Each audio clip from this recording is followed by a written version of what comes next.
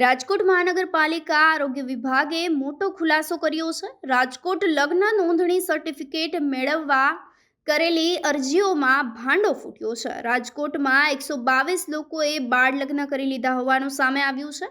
તો 2025થી અત્યાર સુધીમાં ચોંકાવનારા આંકડાઓ સામે આવ્યા છે। રાજકોટ મનપા મેરેજ સર્ટિફિકેટ માટે ઓનલાઈન અરજી કરવામાં આવતી હોવામાં જે છે તે હવે ભાંડો ફૂટ્યો છે। સમગ્ર વિગતો સામે આવી રહી છે।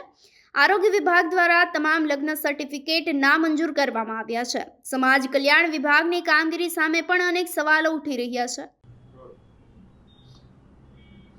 ગુજરાત રાજ્યમાં લગ્ન નોંધણી અધિનિયમ જે છે એ અંતર્ગત દરેક લગ્નની નોંધણી કરવી આવશ્યક અને ફરજિયાત છે।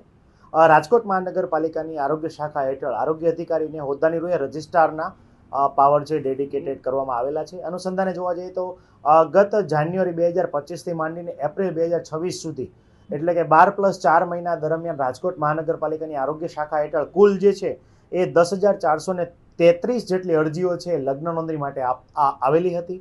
એ અનુસંધાને જોવા જઈએ તો કુલ એ પૈકી 122 જેટલી અરજીઓ જે છે એ રિજેક્ટ થઈ છે અને બાકીની તમામ અરજીઓમાં આપણે મેરેજ સર્ટિફિકેટ જે છે ધારાધોરણ મુજબનું આપવામાં આવેલું છે।